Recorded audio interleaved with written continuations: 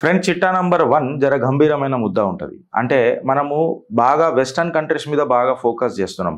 కాకపోతే మన పక్కల ఉన్న ఈస్టర్న్ పార్ట్‌లో ఏమైతుందని అనేది జర మన నజర్ నుంచి దూరం పోతున్నది అది. నజర్ నుంచి దూరం పోతున్నది అని అంటే మనం పట్టించుకుంటలేము అని అన్నది కాదు. కాకపోతే ఏం జరుగుతుంది అని అనేది అక్కడ మనం యాక్చువల్‌గా దాని మీద ఫోకస్ చేస్తలేం, కాన్సంట్రేట్ చేస్తలేం. అయితే ఇలా మనం అర్థం చేసుకోవాల్సింది ఏందనంటే సుమారు 20 మంది చచ్చిపోయినరు బంగ్లాదేశ్లో ఒక ప్లేన్ క్రాష్ అయింది అని చెప్పి ఒక న్యూస్ వచ్చింది. ఇది పెద్దగా న్యూస్ మీడియాలలో కూడా పెద్ద చర్చనీయాంశం కాలే. అయితే కట్ చేసి సీన్ లోపలికి పోతే ఈ చిట్టా అయిందని అంటే ఫ్రెండ్స్ ఇది ఒక air force Bangladeshi air force trainee fighter plane అనంట. ట్రైనీ ప్లేన్ అనుకుందాం, ట్రైనింగ్ చేసే ప్లేన్. మిలిటరీ ఆఫీసర్స్ ఏదైతే ఎయిర్ ఫోర్స్ ఉంటుందో బంగ్లాదేశ్లో వాళ్ళు ట్రైనింగ్ చేసుకునే ఈ ప్లేన్. ట్రైనింగ్ ప్లేన్ అని అంటే ఖచ్చితంగా 2 పైలట్లు ఉంటారు. ఒకడు ట్రైనర్ ఉంటాడు, ఇంకొకడు ఎవడైతే ట్రైనింగ్ చేస్తున్నాడో వాడు ఉంటాడు. సో వాళ్ళిద్దరూ ఎగురుతారు, ఆ ప్లేన్ తీసుకొని ఆకాశంలోకి పోతారు. ఆల్ ఆఫ్ ది సడన్ ఇది వచ్చి క్రాష్ అవుతుంది. క్రాష్ కాగానే ఒక 20 మంది చచ్చిపోతారని చెప్పి బంగ్లాదేశీ మీడియాలలో ఇదంతా పెద్దగా వస్తుంది. అయితే ఇక్కడ Pakistani air force pilot trainer ఉన్నాడు అంటే మీరు నమ్ముతారా? ఇది ఆల్ ఆఫ్ ది సడన్గా ఆ బాడీ ఎవరిదైతే ఆ పైలట్ ఉండే చూడు అది తీసుకొని వెళ్ళిపోయినారు పాకిస్తాన్ వాళ్ళు. ఎవరిక్కడ బనకు కూడా తగలనియకుండా, ఎవరికి ట్రేస్ కూడా దొరకనియకుండా. మీరు గూగుల్ కొట్టరు, మీకు తెలిసిపోతుంది. సో ఒకటే ట్రైనర్ ఉన్నాడు, ఎవరైతే బంగ్లాదేశ్ ఎయిర్ ఫోర్స్ ఉన్నారో ఆయన ఒక్కనే ఉన్నాడు, నడిపిస్తున్నాడు. సో ఏదో ప్రాబ్లం వచ్చింది, పడిపోయింది. బట్ వితౌట్ ట్రైనర్గా పైలట్ ప్లేన్ అయితే ఎగిరేయనికనైతే ఆస్కారం ఉండదు. అయితే ఇంకొకటి విషయం ఏంటంటే ఫ్రెండ్స్ ఇక్కడ చచ్చిపోయింది 20 మంది కాదు, సుమారు 300 మంది పాటు స్కూల్ పిల్లలు చచ్చిపోయినరు అని చెప్పి ఒక పెద్ద టాక్ అనమాట. అంటే ఇది పోయి స్కూల్ క్యాంపస్లో పడ్డది ఈ ప్లేన్. సో సుమారు 300 మంది దాకా దుర్ఘటనకు గురైనరు అని చెప్పి ఒక చిన్న న్యూస్. అయితే ఇది ఏంది గిరీష్ అని అంటే చైనీస్ ఇన్ఫ్లుయెన్స్ బంగ్లాదేశ్లో ఎక్కువైతుందని చెప్పి గమనించి, చైనీస్ ఇన్ఫ్లుయెన్స్ ఎక్కువైపోతే బంగ్లాదేశ్ మన చేయి జారిపోతుంది అని చెప్పి బంగ్లాదేశ్ బాస్ ఎవరు అని అంటే ఐఎస్ఐ. మళ్ళీ ఐఎస్ఐకి ఎవడు బాస్, ఏడ కూర్చుంటాడు ఆ బాస్ అని అనేది మీకు నేను చెప్పాల్సిన అవసరం లేదు, మీ ఆలోచనకు నేను వదిలిపెడుతున్నా. ఐఎస్ఐకి బాస్ ఎవడు అని అనేది మీ అందరికీ తెలుసు. సో ఈ చైనీస్ ఇన్ఫ్లుయెన్స్ బంగ్లాదేశ్లో ఎక్కువైతుంది కాబట్టి ఇది గడ్డపార దించాలి. కాబట్టి ఖచ్చితంగా ఏదో ఒకటి మనం చేస్తే ఇట్లాంటిది చైనీస్ ఇన్ఫ్లుయెన్స్ ఆ ఏరియాలో వర్కౌట్ కాదు అని చెప్పి ఈ ప్లేన్ క్రాష్ అయిందని చెప్పి సూత్రాలు చెప్తున్నాయి. అట్లనే మన గోపాల్గంజ్ ఏరియా బంగ్లాదేశ్లో ఇట్లా మనం తీసుకొని చూస్తే ఫ్రెండ్స్ సుమారు 160 మంది అవామీ లీగ్ ఎవరైతే కార్యకర్తలు ఉన్నారో అవామీ లీగ్ కార్యకర్తలు ప్లస్ అవామీ లీగ్ కార్యకర్తల మీద బంగ్లాదేశీ ఆర్మీ విజృంభణ చేసింది, ఓ పెద్ద ఆపరేషనే చేసింది. ఇది నేను మాట్లాడుతున్న కథనం కాదు, మీకు మనీ కంట్రోల్లో జూలై 18, 2025 వచ్చింది. సుమారు 160 మంది గోపాల్గంజ్లో పెద్ద అన్రెస్ట్కి గురైనరు. ట్రిగర్డ్ ఒక వైలెన్స్ ట్రిగర్ అయింది, మాస్ అరెస్ట్లు అయినాయి అని చెప్పి చెప్తున్నారు. బంగ్లాదేశ్ ఆర్మీ ఎవరు చెప్తే ఇంటదో మనందరికీ తెలుసు, జమాత్ చెప్తే ఇంటదని మనందరికీ తెలుసు. అవామీ లీగ్ అనే పార్టీని కంప్లీట్గా బొందబెట్టాలనే తత్వంతో మహమ్మద్ యూనిస్ ఆడుతున్న నాటకం ఇది అని చెప్పి రాజకీయ నిపుణులు అనుకుంటారు ఫ్రెండ్స్. అయితే ఇయ్యాల కాకపోయినా రేపు కాకపోయినా ఎల్లుండి 6 నెలల తర్వాతనో సంవత్సరం తర్వాతనో ఖచ్చితంగా బంగ్లాదేశ్లో ఎన్నికలు జరగాల్సిందే. అయితే ఇప్పుడు మహమ్మద్ యూనిస్కి ఆల్రెడీ అధికారము అనే రుచి తగిలింది. ఈ అధికార రుచి ఎంత డేంజర్ ఉంటుందనంటే సొంత ప్రజలకే ఇయ్యాల ఆయన గడపర దించే ప్రయత్నం చేస్తున్నాడు. భీకర దాడి జరిగింది. భీకర దాడిలా సుమారు ఒక 160 మంది దాకా ఏదో గాయపడ్డరు, చచ్చిపోయినరు, ఎక్సెట్రా అన్నారు. క్రక్స్ ఆఫ్ ది మ్యాటర్ ఏందని అంటే ఇవాళ జమాత్ యొక్క పెత్తనం మనం చూస్తున్నాం. మళ్ళా డాట్స్ కనెక్ట్ చేయండి ఫ్రెండ్స్. ఈ జమాత్కి బాస్ ఎవరు? ఐఎస్ఐ. మళ్ళీ ఈ ఐఎస్ఐకి బాస్ ఎవరు అని అనేది పెద్ద question. It is not a question గోపాల్గంజ్లో ఏం జరుగుతుంది లేకపోతే ప్లేన్ క్రాష్ ఏం జరుగుతుంది అనే దానికంటే ఎక్కువ అసలు దీనికి అంతటికి మూల కారణం ఎవరు అని చెప్పి చెప్తే ఇవాళ కంప్లీట్గా పాకిస్తాన్ టు మలేషియా మళ్ళా టెర్రర్ అవుట్ఫిట్ మొదలెట్టింది అమెరికా. ఎందుకు అని అంటే నేను ఇప్పటికీ 2 సార్లు అన్నా, జమాత్కి బాస్ ఎవరు? ఐఎస్ఐకి బాస్ ఎవరు? మన తాత తీట ట్రంప్. ఈయన తప్ప ఇంకెవరన్నా బాస్ ఉన్నారా అంటే ఇంకెవరు లేరు. ఇక ఎందుకనంటే ఆసిఫ్ మునీర్ గారిని పిలిపించి ఎవరు మాట్లాడినరో మనందరికీ తెలుసు. ఇవాళ ఆ పైలట్ ట్రైనర్ ఎవరు అని అంటే పాకిస్తానీ ఎయిర్ ఫోర్స్ నుంచి వచ్చిన ఒక ట్రైనరు ఇగో ఈ బంగ్లాదేశ్ ఎయిర్ ఫోర్స్కి ట్రైనింగ్ ఇస్తున్నాడట. ఆ ప్లేన్ క్రాష్ అయిందట. ప్లేన్ క్రాష్ కాగానే వీళ్ళు తీసుకొని వెళ్ళిపోయారట. పాకిస్తాన్ ఉన్నాడికి గాయబ్ చేసిరట. సీసీటీవీ ఫుటేజ్లో ఏమేమి ఉన్నదో అదంతా కూడా చెరిపేసిండట. ఇదంతా మీరు ఒకసారి డాట్స్ కనెక్ట్ చేసి చూస్తే Bangladesh has become a terror exporting hub friends. మనం పాకిస్తాన్ మీద చాలా కాన్సన్ట్రేట్ చేసినాం. కాకపోతే ఇలా బంగ్లాదేశ్ పాపులేషన్ నాకు తెలిసి పాకిస్తాన్ కంటే ఎక్కువ. ఇవాళ డెమోక్రసీ పేరు మీద బంగ్లాదేశ్ ఆడిన నాటకం మనందరికీ తెలిసిందే. దాని తర్వాత ఆడ జరిగిన పరిణామాలు అందరికీ తెలిసిందే. అక్కడ జరుగుతున్న పరిణామాలు కూడా మనము ఆలోచిస్తూనే ఉన్నాము, ఇన్ఫ్యాక్ట్ చూస్తూనే ఉన్నాము, చూసి బాధపడుతూనే ఉన్నాము. అక్కడ హిందువుల పరిస్థితి, ఇన్ఫ్యాక్ట్ మైనారిటీల పరిస్థితి ఏ రకంగా ఉందో బంగ్లాదేశ్లో మనం అందరం చూస్తున్నాం. అండ్ గోపాల్గంజ్ల అవామీ లీగ్ పైన ఈ దాడి, జమాత్ దాడి ఆర్ బంగ్లాదేశీ ఆర్మీ దాడి ఒక నియంత పాలన వైపు అడుగులేస్తున్న బంగ్లాదేశ్ మనకు కనిపిస్తున్నది. ఇది ఈడికి ఆగిపోయిందా అంటే ఈడికి కాదు. ఇలా గిరీష్ నువ్వు పాకిస్తాన్ నుంచి మలేషియా అంటున్నావు, మళ్ళీ మలేషియా కథ ఏంది అని అంటే వెనకటికి మనందరికీ తెలిసిందే. ఇండోనేషియాలో ఈ టెర్రర్ హబ్లు అనేటివి బాగుండే. దాని మీద ఇండోనేషియన్ గవర్నమెంట్ జర గట్టిగా గడపర దించి తొక్కుడు దొక్కంగానే వీళ్ళందరూ ఏమైందంటే మారుమూల ప్రాంతాలు మలేషియాలో ఏవైతున్నాయో అక్కడ పోయి మెల్లమెల్లగా అవుట్ఫిట్లు మొదలెట్టిండ్రు. నాకు తెలిసి జకీర్ హుసేన్ కూడా ఎక్కడున్నాడో ఇక నేను మీ ఆలోచనకు వదిలిపెడుతున్నా. సో మలేషియా అనేది ఇప్పుడు ఒక పెద్ద హబ్ అయిపోయింది. సో పాకిస్తాన్ నుంచి మలేషియా, మలేషియా నుంచి బంగ్లాదేశ్, బంగ్లాదేశ్ నుంచి ఇన్సర్జెన్సీ భారత్కి ఇల్లీగల్ బంగ్లాదేశీ ఇమైగ్రెంట్స్ మనం అందరం ఇవి చూస్తూనే ఉంటాం, ఇవన్నీ మనం చూస్తూనే ఉంటాం. ఇన్ఫ్యాక్ట్ ఇలా మీరు అస్సాంలో కూడా తీసుకొని చూస్తే అక్కడ బంగ్లాదేశీ ఎవరైతే ఇల్లీగల్ చొరబాటుదారులు వచ్చిండ్రో వాళ్ళ మీద ఉక్కుపాదం మోపాలా అని చెప్పి అక్కడ ప్రజలే నిరసన వ్యక్తం చేస్తుండ్రు. అయితే ఇది ఇలా కొత్తగా వచ్చింది కాదు, అంచెలుగా దీన్ని పెంచి పోషించిన ప్రభుత్వాలు ఇవి. ఇలా మీరు నేను మొన్ననే దిస్ ఈజ్ అ సీక్రెట్ అని చెప్పి ఒక కథనం నడిపినాం చిత్రగుప్తుల.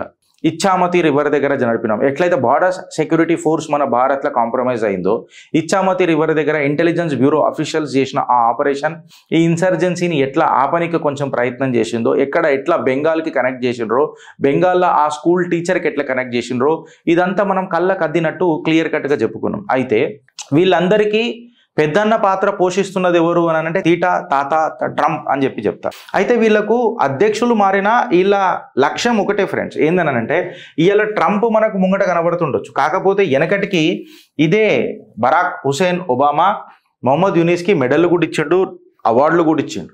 మళ్ళా మనోడు నోబెల్ గ్రహీత అని చెప్పి చెప్తారు. ఎందుకు పీక్ కట్టలు కట్టనీకి వచ్చిందో నాకు అర్థమవుతుంది. ఎస్, భారత్ గప్చుప్గా ఇవన్నీ చూస్తూనే ఉన్నది. ఇవాళ ఎవరు అర్కాన్ ఆర్మీని క్రిస్టియన్ లెక్క చేయాలని అని చూస్తున్నారో మన అందరికీ తెలుసు. ఇలా ఇవన్నీ మనం డాట్స్ కనెక్ట్ చేసుకుంటుంటే వెళ్తుంటే అసలు ఈ సూత్రధార్ ఎవరు అని చెప్పి చెప్తే డాలర్ అని చెప్పి మనకు పేరు వస్తుంది. మళ్ళీ డాలర్కి అసలు ఈ ఎకానమీని నడుపుతున్న కంప్లీట్గా వీళ్ళకి ఏడికేని వస్తుంది రా పైసా అని చెప్పి చెప్తే డ్రగ్ ఎకానమీ అని మనం చెప్తాం. మళ్ళీ డ్రగ్ ఎకానమీ అని చెప్తే దాన్ని పెద్ద పాత్ర పోషిస్తున్న ఎవరైతే అమెరికా ఏదైతుందో, మేము అసలు ఈ డ్రగ్ ఎకానమీ ఎంటర్టైన్ చేయమని చెప్తుందో, పాబ్లో ఎస్కోబార్ లాంటి డ్రగ్ లార్డ్లను మేము అంతం చేసినామని చెప్తుంది చూడు అమెరికా. మళ్ళీ ఈ డ్రగ్ ఎకానమీని ఏ రకంగా కంట్రోల్ చేసింది అని అంటే ఎంతోమంది డ్రగ్ లార్డ్లు చచ్చిపోయారు ఫ్రెండ్స్, ఎన్కౌంటర్లకు గురైనరు, చంపేయబడ్డారు బలగాలతో. అయినా డ్రగ్ మాఫియా ఆగిందా అంటే ఆగలే, డ్రగ్స్ ఆగినాయా అంటే ఆగలే, నార్కాటిక్స్ ఆగిందా అంటే ఆగలే. ఇన్ఫ్యాక్ట్ ఇంకా ఎక్కువ డ్రగ్స్ ప్రపంచంలో చలామణి అవుతుంది. దీన్ని అంతటా నడిపించేది, కంప్లీట్గా డ్రగ్ ఎకానమీని నడిపించేది అన్డౌటెడ్లీ అమెరికా ఫ్రెండ్స్. గంభీరమైన ఆరోపణ చేస్తున్నావు గిరీష్ అని అంటే నేను ఖచ్చితంగా చేస్తున్నా, and it is been a known fact. ఇది అందరికీ మనకు తెలిసిన కథనే, ఇది కొత్తగా నేనేం మాట్లాడతలేను. ఇలా మయన్మార్లో కూడా కంప్లీట్గా డ్రగ్స్ ఎట్లా వచ్చింది, ఖలిస్తానీలో కూడా కంప్లీట్గా ఏడికేని వచ్చింది. ఈ ఖలిస్తానీలో ఏడేడా హిందువులను అటాక్ చేస్తున్నారు, whether it may be London or America. ఈ ఖలిస్తానీలు ఏడికేని మొదలెడుతున్నారు. ఈ ఖలిస్తానీలో మెయిన్ ఎక్కడ ఉడతావా పంజాబ్ అని ఎవరన్నా అన్నారు. పాపం సిక్కులని ఈ డ్రగ్స్కి అలవాటు చేసి ఏ రకంగా చేస్తున్నారు. ఇన్ఫ్యాక్ట్ సిక్కులను కూడా క్రిస్టియానిటీకి ఏ రకంగా కన్వర్ట్ చేస్తున్నారు. వాళ్ళని క్రిస్టియానిటీకి కన్వర్ట్ చేస్తే వాళ్ళకు కాన్వెంట్ స్కూళ్ళలో అడ్మిషన్ వస్తుందనన్న ఒక అప్రహెన్షన్స్లలో సిక్కులు కూడా ఎంతమంది కన్వర్ట్ అవుతున్నారు. ఈ కథనాలన్నీ చిత్రగుప్తులో మనం వెనకటికి మాట్లాడుకున్నాం. డాట్స్ కనెక్ట్ చేసి చూస్తే పెద్దన్న పాత్ర పోషిస్తానంటున్న ఒక ఈ అమెరికా పెద్ద నిజంగా చెప్పాలంటే ఒక క్రిమినల్ అని చెప్పి ఇలా రాజకీయ నిపుణులు మాట్లాడుతుంటారు. దీన్ని భారత్ ఖచ్చితంగా తిప్పి కొడుతుంది. ఎందుకంటే మయన్మార్ బార్డర్స్ కూడా సీజ్ చేసి పడేసింది, వాళ్లకు పాస్ గుడిచుడు మొదలెట్టింది మన భారత్. ఇన్ఫ్యాక్ట్ ఇవాళ ప్రక్రియ కూడా ఏదైతే ముందు 100 రోజులు ఉంటుండేనో లోపలికి వచ్చి వాడు 100 రోజులు ఉండేది, 100 కిలోమీటర్ల లోపలికి వచ్చి వాడు ఏదైనా ఆపరేషన్స్ ఏమైనా పనులు చేసుకోవాలన్నా మన భారత్లో చేసుకునేటోళ్ళు ఇప్పుడు దాన్ని 10 కిలోమీటర్లకే రెస్ట్రిక్ట్ చేసిండ్రు. సో భారత్ ఖచ్చితంగా ఆ రకంగా అడుగులేస్తూ ముంగడి పోతలేదన్నది కాదు, కాకపోతే అప్రమత్తంగా ఉండాల్సిన టైం ఆసన్నమైంది ఫ్రెండ్స్. బార్డర్ ఒకటే, మీరు హైలైట్ చూడండి, కమ్యూనిస్టులు కూడా క్రిస్టియానిటీకి కన్వర్ట్ అవుదామని చూస్తున్నారు. ఎందుకంటే ఇప్పుడు చైనాలో మీరు చూస్తే అత్యంత ఫాస్ట్గా ఏమంటారు ప్రమోషన్ అవుతున్న మతం ఏమన్నా ఉన్నది అని అంటే అది Christianity. I'm not against I'm not against Islam or I'm not against Christianity. మేము మాట్లాడుతున్నది ఏందని అంటే నువ్వు నా జోలికి రాకు, మేము మీ జోలికి రాము. మీ ఇంటికి మా ఇల్లు ఎంత దూరమో మా ఇంటికి మీ ఇల్లు కూడా అంతే దూరం అని అనేదే మా భావన. ఇంకా దాని తప్ప ఇంకా పిచ్చి మాటలు ఏం లేవాడ. సో ఈ డాట్స్ కనెక్ట్ చేసి చూడండి. సడన్గా ప్లేన్ క్రాష్ అవ్వడు, చైనీస్ ఇన్ఫ్లుయెన్స్ బంగ్లాదేశ్లో పెరుగుడు, దానికి అమెరికాకు ఇష్టం లేక కంప్లీట్గా బంగ్లాదేశ్ని కైవసం చేసుకుందామని చెప్పి డైరెక్ట్గా వచ్చుడు, వాళ్ళకు పైసలు ఇచ్చుడు. ఇదంతా ఎట్లుంటుంది అని అంటే ఫ్రెండ్స్, నోట్లు టప్ టప్ టప్ టప్ టప్ టప్ గుద్దుతారు. వాళ్ళకు ఒక మానిటరింగ్ అథారిటీ ఏం లేదు. ఇప్పుడు మనం నోట్లు గుద్దాలని అంటే equivalent to the gold reserves what ever we have, బంగారపు నిల్వలు ఎంత ఉన్నాయో దాని తాలూకా మనం కరెన్సీ గుద్దాలా అనేది మనకు ఒక రూల్ ఉన్నది. వాళ్ళకు ఒక రూల్ ఏం లేదు. బికాస్ ప్రింట్ మెషిన్ ఉన్నది, గుద్దుపడదొద్దాం డాలర్ని, అంతే. డాలర్ని గుద్దుతారు. అడిగినా అడగకపోయినా ఆయనకి డాలర్లు పంపిస్తూనే ఉంటారు బంగ్లాదేశ్కి. అయితే ఇది ఏమైపోతుంది అని అంటే ఫ్రెండ్స్, ఇప్పుడు ఫర్ ఎగ్జాంపుల్ ఒక మనిషికి మనము పైసలు ఇస్తూనే ఉన్నాం, నెలకు ఆయనకి పైసలు పంపుతూనే ఉన్నాం, అంతనేం అడుగుతలేం మనం. నువ్వు బతుకురాబాయి అమ్మ, నువ్వు బతకాల, మానవత్వం అనేది బతకాలా అని చెప్పి పైసలు పంపుతూనే ఉన్నాం. లాస్ట్కి వచ్చేసరికి ఏమైపోతుందంటే ఒక 3-4 సంవత్సరాల తర్వాత ఆ మనిషికి నేను అడిగిన, అరే బాయ్ నాకు ఒక జర చిన్న హెల్ప్ కావాలంటే, అరే చెప్పనా ఇన్ని రోజుల నుంచి నువ్వు నాకు సాయం చేసినావు, నువ్వు ఒక్కరోజు కూడా సాయం అడగలే, నువ్వు చెప్పనా అనగానే ఒక పెద్ద స్కెచ్ చేసి కూడా మొదలెడతాడు. ఆ స్కెచ్ నుంచి వాడికి కూడా అర్థమవుతుంది, నేను కూడా మింట్ చేసుకునే టైం వచ్చింది, పైసలు సంపాదించుకునే టైం ఆసన్నమైందని చెప్పి వాడు కూడా మొదలెడతాడు. ఇలా పెద్ద పెద్ద వ్యాపారవేత్తలు సినిమాలలో కూడా మనం చూస్తూ ఉంటాం. ఏందనంటే అసలు దేశాలకు బార్డర్లు ఎందుకు ఉండాలా, ఈ నేషనలిజం అనే కాన్సెప్ట్ ఏంది, అసలు దేశం అనేది ఏంది, ప్రపంచమే ఒక దేశం కదా, ఎక్సెట్రా ఎక్సెట్రా. మళ్ళీ ఆడ కూడా మాట్లాడాల్సి వచ్చినప్పుడు దేశానికి బార్డర్స్ లేనప్పుడు ఆస్తిపాస్తులకు కూడా బార్డర్స్ ఎందుకు, నువ్వు సంపాదించే ఆస్తి ప్రకృతిదే కదా, ఆ ప్రకృతి అందరికి ఇవ్వచ్చు కదా, నీ ఆస్తిలో మొత్తం కంప్లీట్గా వేరే వాళ్ళకి ఇవ్వచ్చు కదా, నీ వారసత్వానికి ఎందుకు ఇవ్వాలి కదా, నీ రాజకీయ లబ్ధి కూడా కంప్లీట్గా అందరికీ పంచేయచ్చు కదా, నీ రాజకీయం కేవలం ఒక కుటుంబ పార్టీకి ఎందుకు పెట్టాలి కదా అని చెప్పి మాట్లాడితే పెద్ద క్వశ్చన్స్ అవుతాయి. సో వచ్చే దినాలు అంత ఈజీగా లేవు ఫ్రెండ్స్. భారత్కైనా ఇన్ఫ్యాక్ట్ ఎవరికైనా అంత ఈజీగా లేవు. ఒక పెద్ద critical apprehensions in the form of a war start కాబోతుంది. బంగ్లాదేశీ ఇంకా బద్నాం కాబోతుంది. ఈ బద్నామైన బంగ్లాదేశ్ భారత్ని ఎంత భద్రత కలిగిస్తుందా, లేకపోతే మనం అభద్రతగా ముందే భావించి అడుగులేసుడు మొదలెట్టాలా అని అనేది పెద్ద క్వశ్చన్. మోదీ సర్కార్ ఖచ్చితంగా దీని మీద ఆలోచిస్తలేదు అని అంటలేను. ఎందుకంటే ఇచ్చామతి డ్రైవర్ దగ్గర ఆపరేషన్ చేసిరనంటే ఇంటెలిజెన్స్ బ్యూరో మనది ఎంత గట్టిగా ఉందో ఒకసారి ఆలోచించు. ఇన్ఫ్యాక్ట్ ఈ డ్రగ్ ఎకానమీని కూడా గట్టిగా స్కెచ్ చేసి తొక్కుడుతున్నారు. దీనికి సందర్భం లేని విషయం ఉండకపోవచ్చు, బట్ నేను ఫిర్బీ దౌరాస్తుని ముచ్చట.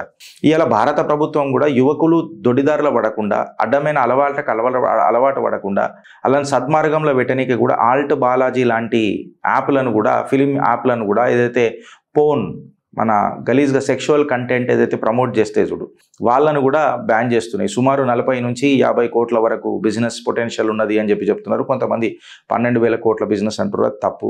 మొత్తం ఫోన్ ఇండస్ట్రీ ఉండొచ్చు, ఇదంతా సైప్రస్కి లింక్ అయి ఉంటుంది. అండ్ సైప్రస్లో కూడా మనం ఏ రకంగా పోతున్నాం అనేది వెనకటికి మనం మాట్లాడుకుంటాం. So the prime minister of our nation is on whistle mode. ఖచ్చితంగా ఆయన మీద పెద్ద పెద్ద కుట్రలు కూడా జరుగుతాయి. ప్రభుత్వాలను కూలగొట్టే లెక్కలు కూడా చేస్తారు. ధన్కర్ గారిది ఏమైంది, ఏం కథ మనం మాట్లాడుకున్నాం. సడన్గా ఎందుకయింది అని అనేది కూడా మాట్లాడుకున్నాం. ఎందుకంటే ధన్కర్ గారు డైరెక్ట్గా ఎవరికి పెద్దగా ప్రలోభాలకు లొంగే వ్యక్తి కాదు నాకు తెలిసినంత మట్టుకు. ఎందుకంటే మమతా బెనర్జీని ఒక ఆట ఆడుకున్నాడు ఆయన. పొద్దుగాల లేవగానే ఒక టిఫనీ చేస్తుండే, అలా టిఫనీ మీద గాయ గత్తర చేస్తుండే. మనోడు అల్ట్రా ప్రో మ్యాక్స్ కూల్ లెక్క ఉంటుండే. దాని తర్వాత మళ్ళీ నెక్స్ట్ డే వస్తుండే, ఇంకొక బిస్కెట్ వేసిపోతుండే, కథం కొడుతుండే. కాకపోతే సడన్గా ఇలా అయినరు అనంటే ధన్కర్ గారు మళ్ళీ ఏం చేసిండ్రు, ఆయన మీద ఇంపీచ్మెంట్ మోషన్లు ఎందుకు పోతున్నాయి, ఇవన్నీ మనం పలు న్యూస్ ఛానళ్ళలో చూస్తూనే ఉన్నాం. ఇన్ఫ్యాక్ట్ చిత్రగుప్తులో కూడా మనం లక్ష్మణ రేఖ దాటిన అని pros cons and neutral stand తీసుకొని కూడా మనం మాట్లాడడం జరిగింది ధన్కర్ గారి మీద. సో ఇలా కేంద్ర బిందువులు కేవలం మనకు పాకిస్తాన్ కాదు, ఇన్ఫ్యాక్ట్ బంగ్లాదేశ్ కూడా గట్టిగా భారత్ని ఢీకొట్టే ప్రయత్నం చేస్తుంది. ఆడికి పిట్ట ప్రాణం పెట్టుకున్నాక కూడా భారత్ని విస్కనీకే ప్రయత్నం చేస్తున్నాడు అంటే మీరు అర్థం చేసుకోండి. ఆయన వెనక ఉన్న పెద్దన్న ఎవరు, ఆయన వెనక ఉన్న ఎకానమీ ఏంది, ఆయన వెనక ఏం చేద్దామని అనుకుంటారు, ఆయన వెనక ఉన్న బాస్ ఎవడు, ఆ బాస్కి బాస్ ఎవడు, ఇవన్నీ అమెరికాల పాయింట్ బ్లాంక్గా మనకు లొకేషన్లు కోఆర్డినేట్స్ షేర్ అవుతాయి. ఫ్రెండ్ మీరు ఏ రకంగా ఆలోచిస్తారు అండ్ ఈ కంటెంట్ మీద మీకు ఏ రకంగా మీ కమెంట్స్ ఏందో జర మాకు తెలుపగలరని చెప్పి ఆశిస్తూ భారత్ మాతాకి జై.